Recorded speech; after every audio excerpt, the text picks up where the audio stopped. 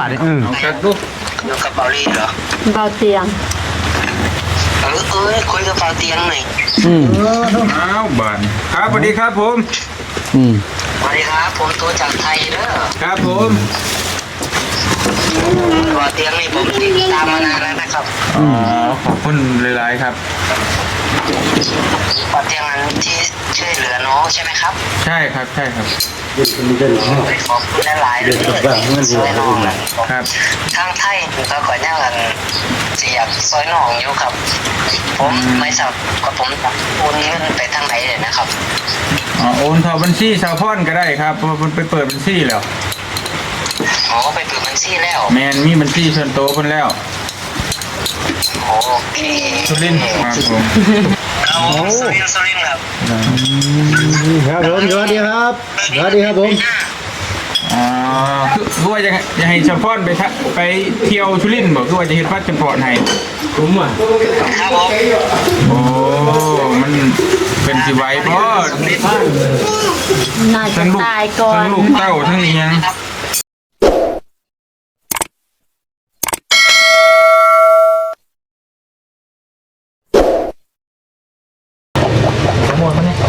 เอาพี่น้องเลยเนาะฝนตกแดดออกบาดนี่เนาะโอ้ยสุ่มเย็นคักอันเฮือนสะพอนอ๋อตัวบนทางหน้าพี่น้องเลยคนลองหลังคาแต่กัด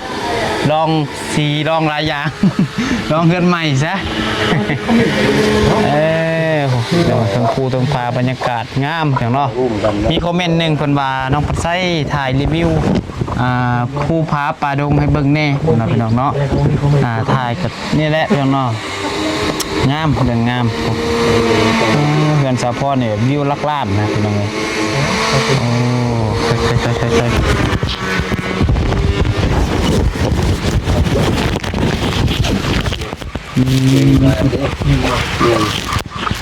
นี่ในบ้านที่มีท่านได้สังเกตสมุนที่เด็ก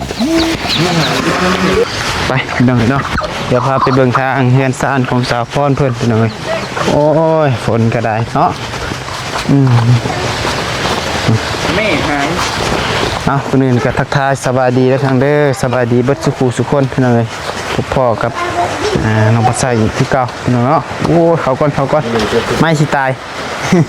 สบายดีใหญ่โดยโอ้เพื่อนเทวดาเฮาไกลเลยเนาะเห็นบ่ทั้งถ้ากระเมืองคนบอกว่าเพี้ยวๆนิดนึงสั่งเกลือได้เลยเพี้ยวแท้จะได้สร้างแก้ไขด่วนผู้ใดเป็นคนเขียนเดี๋ยวกล้ามาจังนอนเมื่อยเนาะเห็ดตอนเร่งตอนเบาเมื่อเกำลังมันเบี้ยวนะพี่น้องเลยเข้าใจนอนเนี่ยตอนจับโทรศัพท์เบอร์นึงเลยเฮ็ดเลยแฟนนอนอ่ะถ้าเสียซะถ้าสีมืองามอยู่เราเป็นไงสีมืองามใส่เฮ้ยบ่ได้เผื่อเราชีวิตโอ้ใส่เวลาโดนเติบไปจักเอาเลยความตั้งใจเห็ดเนาะมันก็คือเอามือเกี่ยมตุ่มโอ้ปกติได้ชนิดแบบนี้นะคือใส่เฮาขนาดเขียนใส่ปึ้มบางเทื่อก็ยังเบี้ยวกันดูมีเส้นเด้อเบิ่งพี่น้องเนาะฝนมาลองเฮือนใหม่ชาวพรพี่น้องเอ้ยเบิ่งมีบนหัวบ่หลังคาเล็กตัวผู้ตัวไหนบ่ไปเบิ่งตัวห้องนอนสำคัญโดยแต่ว่าทั้งห้องนอนข้างในบ่หัวโอเคแหละแต่ว่าเนาะโอเคอยู่เลยนี่บ่ได้หัวเลยเด้อตัวตะปูหั่นเด้มันช็อตหน่อยแก้ไขแล้วโอเคเพื่อนนี่สิงามปานใดก็ย่าได้คนหัวนี่จุ๊บเรียบร้อยเนาะงามกับเป็นว่างามนะนอนอยู่ในผลหัวปักใช่นอนกับมีความสุขดิมีความสุขนอนแบบระบาดระแวงเอาฝนตกมาได้ก็จะนำถ่วงน้ำพังเลยอันนั้นกับข้าวซื้อมากินแม่ก็มีแห้งเห็ดต่อเนาะแม่น็อตมาแล้วเนาะถ้าน็อตว่าสติดตัวนี้เลยป่ะสติดสร้างพี่น้องเลย ตั้งบ่ได้จะพักจะคนเนาะ เอาให้มันแล้วไว้แล้วก็ได้หับโชคใหญ่แล้วบัดนี้เนาะมื้อหับโชคใหญ่จากบ่อเตียง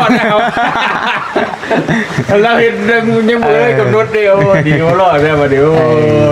จะได้ก็ต้องไปจ่ายแล้วบัดนี้จะได้บ้านยืมกันเลย มาได้เจ้ จ่ายเจ๊ เจ้เอ้ยคนครึ่งติเนาะคนครึ่ง คนเครื่อง เจ้าของเพื่อนดิออกคนละเครื่อง ยิ้มเปื้อยพี่น้องเอ้ย มันจะยิ้มอย่างเดียวย างแบนมา เอาปิดรถข้างยางเวียนอีกเด้อโทษได้เจ้าหันมาเพิ่ง แม่นบ่ บ่แบน คนตกห้ามดาวน่ะเนาะ โทรศัพท์อร่อยดิ ของเฮายังบ่กล้า มาสู่ก็ได้ มาสู่ได้เฮาโหดเลยผู้ไม่เราก็สู่รีบไม่เฮายังบ่กล้า อร่อยดิตากคนเลย ยิ้มไปเบิ่งแน่ มันจิ้มน้ำแกล้ที่ตับนั่นน่ะ เท่าไร ได้แล้วบ่ย่างให้แล้วเจ้า โอเค ได้ดีเอาเฮ้ยจ้าพ่อบอกแปลง2อันจังว่าเป็นสีเขียวบ่จัก ใช่เบิ่งอยู่เนาะ พอเอามา2แบบยันว่าเจ้าเก็บรายละเอียดบทมันแคบนั่นเนื้อโม่เด้อเราเพิ่นว่าชื่อว่าชาวพันธุ์พ่ออยู่บ่ค่อยแต่สัก บ่พ่อก็ต้องพ่อเนาะ โอ้ได้รับประทานนี่รับบ่ได้อยากเข้าหรือบ่ต้องทำเติมเดินเข้า เมื่อกี้นี่ก็ทางเจ้าเมืองบอกพี่น้องเนาะทางนั่นเพิ่น ต่อยอด มาเยี่ยมมายามสาวพรพี่น้องเอ้ย ตาแล้ว มาเยี่ยมมายามทีมงานนี่แหละพี่น้องเนาะ แล้วตา เอ้ยสบายดีเด้อบ่พึ่งเด้อสบายดีพี่บ่พึ่ง ครับใช่ เจ้า ขักลีโนลายไม่เนาะ โอ้หุบสร้างเพื่อนเฮายังบ่กล้าใส่ สร้างอีละวันพร้อมทุก คู่ละ3ล้านเนาะเบิ่งมี3ล้าน5พี่น้องเอ้ยบ่กล้า ไม่ยังดี บ่กล้าฮอดจับเฮาเหตุใดมันอันจอยงางมันหักหาดเป็นโทษได้หะ เออนี่นะ ตาโน จะมีไส้เพิ่นบ่3ล้าน5ผู้ใดน่ะ บัตโตมีอยู่30อยู่เนี่ย นาน30ล้าน 30ละพันกีบ โอ้ย เป็นอะไรมากินทางเมืองกุฏิมาเก็บมาชมบ่มีทางสงพรมีวัดสะพร เจ้า เนาะเป็นได้ทางจำเมืองกุฏิง่ายดีพอไปตื่นเต้นแทนได้ก่อน เนาะจนสั่นเฮาเลยเฮาเลยจนสั่น ตื่นเต้นทางจำเมืองกุฏิมาพี่เลยเนาะเป็นมาวันได้เนี่ยมันกินพ่อไปฟังเลยทางมาฝึกไม่ได้อยู่ในเหตุการณ์ บ่เพิ่นถามเจ้า อะไรเนี่ย ก็มาเรียนที่ได้มาเคยเรียน เหนื่อย มาเรียนดีเลยค่ะ นี่ฮะคือว่าเราไปปิดที่ เจ้าเฮ็ดผิดหยังเลย ขอบใจ โอ้ดีใจพี่หน่อยเนาะถ้าเพิ่นมายินดีนะทั้ง จะแทกเลย เฮาเดินมา คนหนึ่ง มาเด้อกินข้าว และ ได้ยังกินข้าวทั้งไงช่างเฮา มาเห็นได้จังนะพี่ นี่เป็นการดีพี่หน่อยเนาะทางเพิ่นมาห่วงความยินดีเนาะเป็นพลเมืองเพิ่นเนาะ เลย พลเมืองเพิ่นมามีการสร้างทางพัฒนาขึ้นเพิ่นจะ เอาจังไงเนาะคือว่า อะไรพี่หน่อยความสงบ ฝนตก เฮามาในรูปแบบใด โอ้เจ้าว่าสิลิ้นแบบนี้เนาะ แต่เพิ่นก็เห็นอยู่ได้ ลิ้นก็ใครอยู่ดอกเพื่อนเฮาแล้วบ่ได้เด้โดยกินอีหยังเลยนะฮะลาบไก่บ่ แซ่บๆจ้ะ ลาบไก่คือหยังอันนี้ลาบหมู ลาบเอาเจ้าของให้ได้บ่ลาบไปดิ ลาบหมูติ ยังเด้ยุดรถกินเลยปิดแล้วบ่ กินนะโดยหิวอยู่ได้หิวอยู่ ค่อยไปจอดรถแล้วค่อยขึ้นรถพิษขึ้นรถพิษคันขึ้นรถเริ่มเดียวแบบฝั่งคนนู้นไม่กล้ามีว่าขึ้นรถพิษคันตัวเดียวแล้ว จะเป็นลากรถเพิ่นมาบ่ พิษคันเลยเด้อ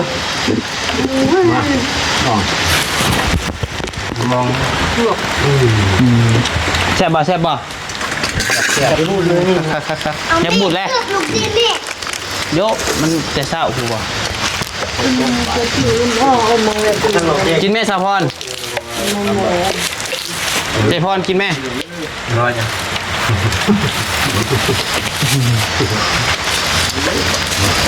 แม่เจเอาแม่ เลิกไปผมพ่อกับเพื่อนได้นะ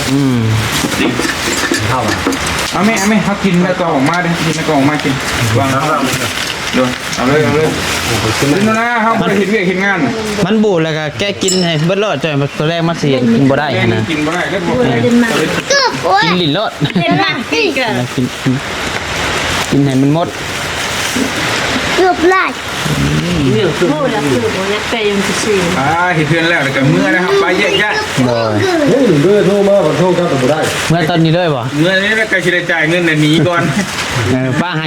ให้จะซอคล้องบ้านนั้น ป้า ทำชอบเนาะ บ้านทำไปชอบ คือแบบนี้ อันนี้ไฮเท่ตัวนี้นะไฮเท่ไฮของเท่จนได้จ่ายเงินกระจางนี่ ไม่ได้หายเสียใจที่ว่าหายกลับบ้านเลยเนาะหายเสียใจที่ได้จ่ายค่าสร้าง นายสะพอนใจค่าสร้างเมื่อผมสั่งเครียดแต่รีบจะทำอีก ไปแห้งอีกดิ โอ้อย่างนี้เลยบ่ตาให้ดังเฮ้ยจะไปต่อ สร้างคนฝากกินข้าวเนาะรอบ2บ่นี่รอบ2บ่ เอาบ่อนเก็บเพื่อนหลายทีแต่ที่ต้อง โอ้ยจะบอกคำนี้เดี๋ยวพ่อหรอกเขี่ยวจนรุดว่าอะไรก็หรอก เรื่องเพื่อนพูดแต่คำว่า ผมเลยจะมาเข้า เยอะ ต้องหักบ่ได้เด้ ตัวพี่น้องเอ้ยฝนก็ได้เนาะ ทางแค่เก่าเลยครับพี่เจ้าด้วยเป็นบ้านไปห้องนอนอีกกู โทรมาครับแต่ถ้าหักบ่ได้นี่ต้องรู้ครับคือบ่ได้เป็น ปูนเบิดแล้วบ่ปูนนั่นน่ะฮะยังบ่อ๋อ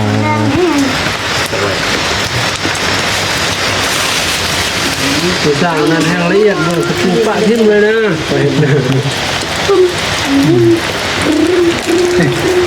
เนี่ยเป็นแล้ว จากคุณว่า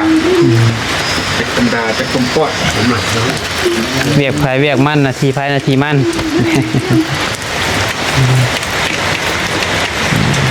ไม่อยากนั่งหมดตัวเดือดร้อนเดี๋ยวนี้อะไรบุ้งละ กินข้าวท่ามกลางสายฝน ด้วยน้องเนี่ยชื่อนี่แบบว่าแบบว่าทำกันเดินผมเดียวมันเดียวนี่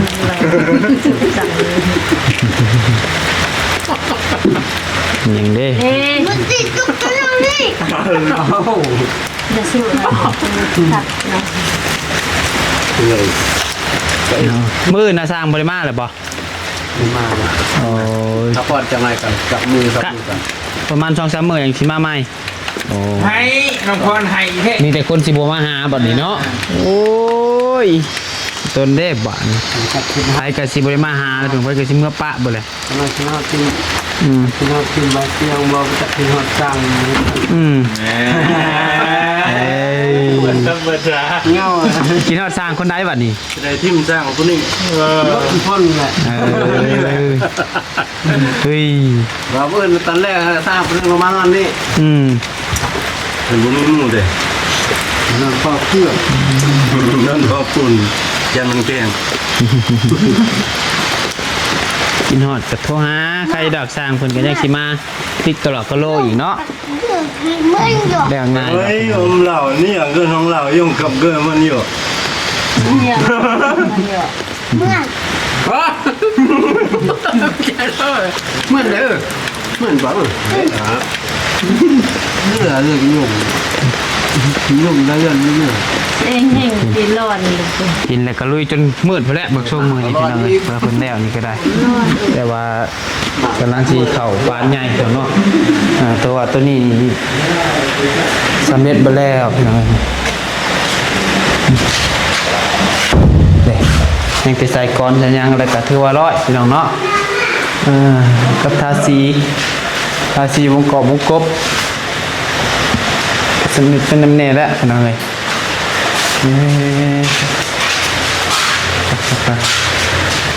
ยังก็แต่บานประตูใหญ่พี่น้องเนาะกาสิแล้วไปกินข้าวแล้วก็เพิ่นก็สิสืบต่อพี่น้อง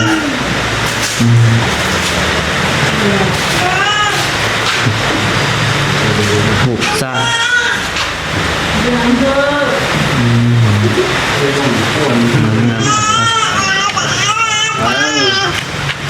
แล้วบ้านพวกมึงเหรอ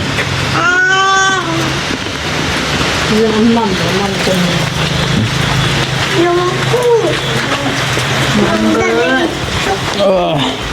อันนี้เบอร์ เนี่ยเป็นไงก็เป็นระบอง ลืมไหม เอาบะปลาเดี๋ยว เบิ่งก็ได้ กิน บลองอ่ะกล้าเห็นคำนี้ล่ะ ทำมาให้เลยมีเข้าเลยเฮียน แมนผมมีข้าวเลย เข้าเลยแล้วมันขึ้นแล้วดีใจบ่บ่ดีใจบ่ ดีใจในใด กล้าจะมีเรื่องที่เรา ดีใจสิได้เมื่อ บริใจมันได้เมื่อกัด ยังกำนัน เออ ครับบ่ ฮะ ยังจำมาเองบ่ จังว่านี่แหละคันสร้างเซียนคันสร้างมีแนวใหายกับสิกลับมา ถ้าพ่อว่าคัน เออ ทิมบ่เที่ยงบ่มาแล้วมันกินนอน อันนั้นก็แล้วแหละเราบ่ขึ้นกะบ่อยู่ เอาไม่ได้ไปดำเลยไม่ใช่นะบ่ขึ้นกดมันอยู่ เอ้า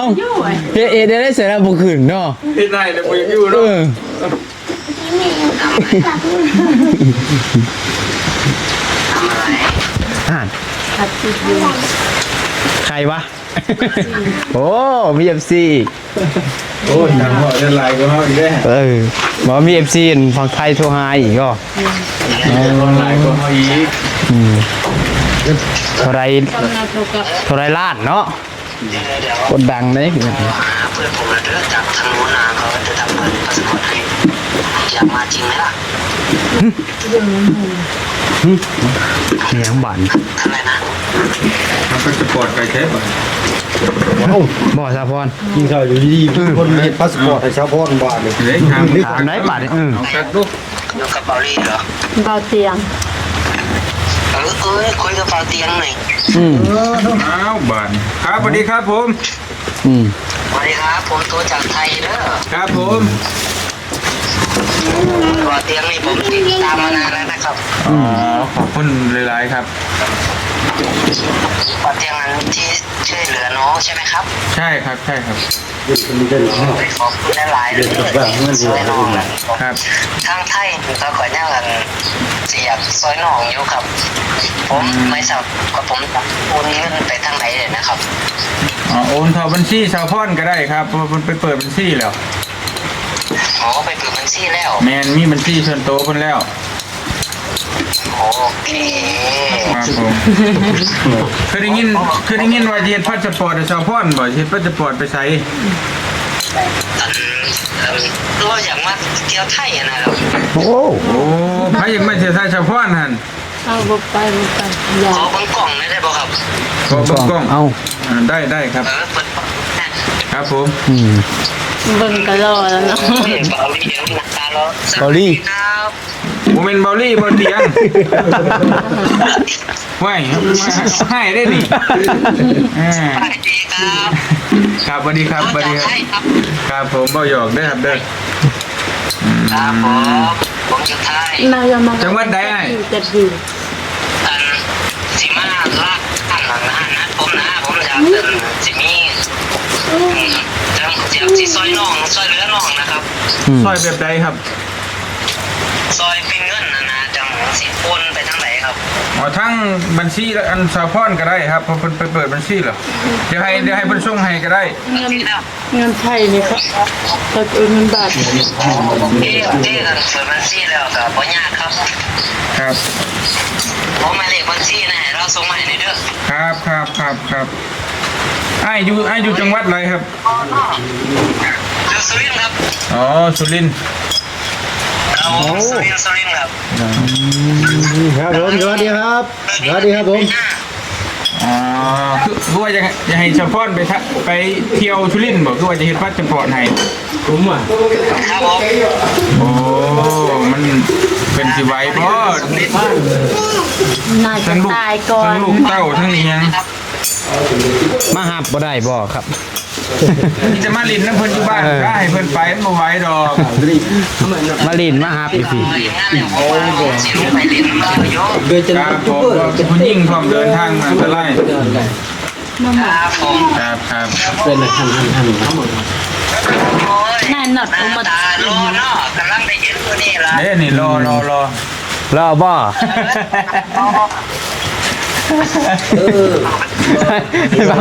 แล้วยิ้มให้ได้ดี อะไรเยอะวันนี้เนาะ เนี่ย โอ ครับ เค ผม ครับ ครับผมเอาเดี๋ยวคุยกับสะพอนนะครับเด้อ ครับสวัสดีครับผม เจ้าก็รอเนาะ โอ้ไอ้ยิ้มอะไรใจละลาย เจ้าก็รอเนาะเบาลี่จิบ่ขอโทษขอไป อย่าแล้วเนาะ บอสเจ้านั่นนะรอกูมูไปเจ้า ยิ้มทีไรใจละลาย ผมเป็นคนที่สร้างว่าหิมให้คนทั้งหมู่บ้านเลยครับ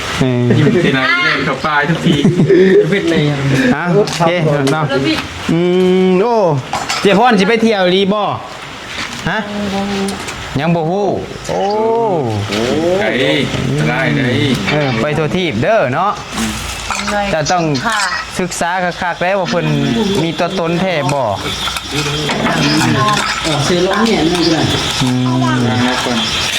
เอาห้ามเกิด วางก่อนวางก่อนวางก่อนเด้อ ไปก็โอ้ย